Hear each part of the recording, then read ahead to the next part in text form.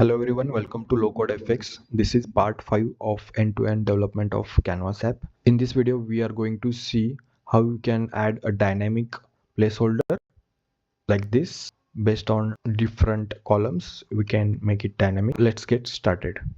In all task screen, we have one title container. I'm going to add one more horizontal container inside it. एक horizontal container add करता हूँ अभी इस container के अंदर. Yeah, I will make this width static of 400 width. इसमें हम एक टेक्स्ट बॉक्स ऐड करेंगे and along with text box input. Text input की विड्थ रखता हूँ फ्लेक्सिबल हॉरिजॉन्टल कंटेनर में और एक आइकॉन ऐड करता हूँ रिसेट वाला.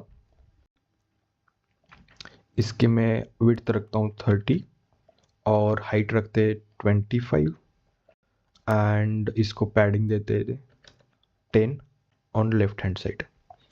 ओके, टेक्स्ट बॉक्स को मैं अलाइन सेंटर करता हूँ वर्टिकली हॉरिजॉन्टली और इसका टेक्स्ट देंगे quick search.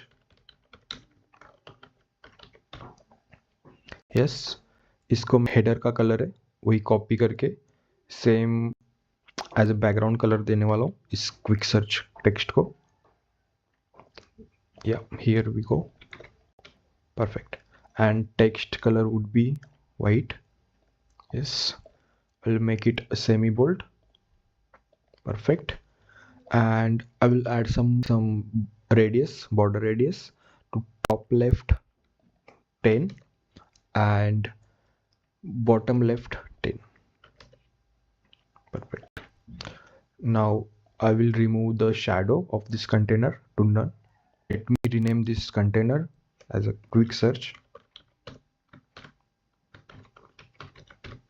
Yes, I will bring this to the left hand side of the new task button. Yeah, like this. And let's add some border.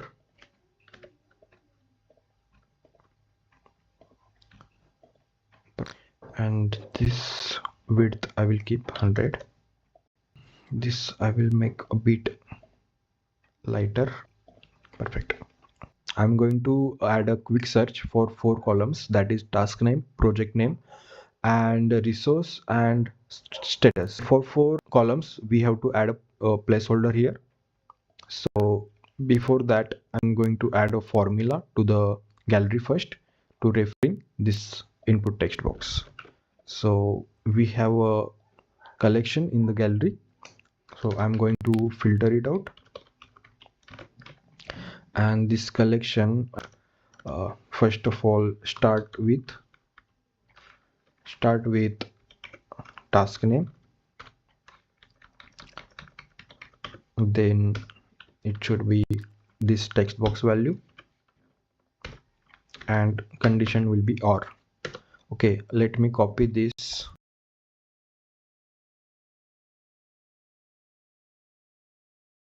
I will need one more start with, that is for current status, and this is going to be a text one. I need to convert it into text, so text start with, that is comma with this text value again, right? Let me close the brackets, format the text. Yeah, perfect. Now we need to add placeholder for all the 4 columns, and let's try putting it in a single value.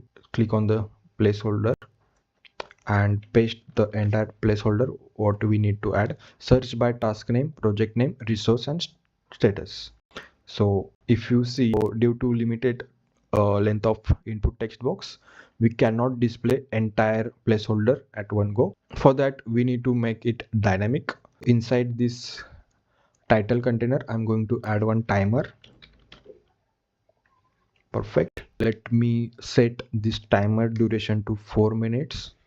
Okay, we need to change some properties. Auto start will be true and I will make repeat as a true.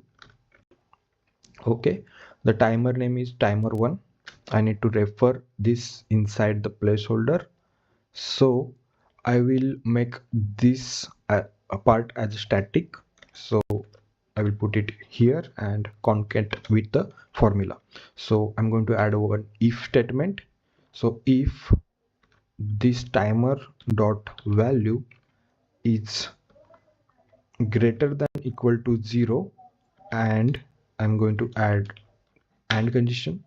So and this, if this is less than 1000, then my placeholder will be appended with this value task. Okay, same I'm going to copy, okay, if statement, and paste it again in the false. So this condition would be greater than equal to 1000 and less than 2000. My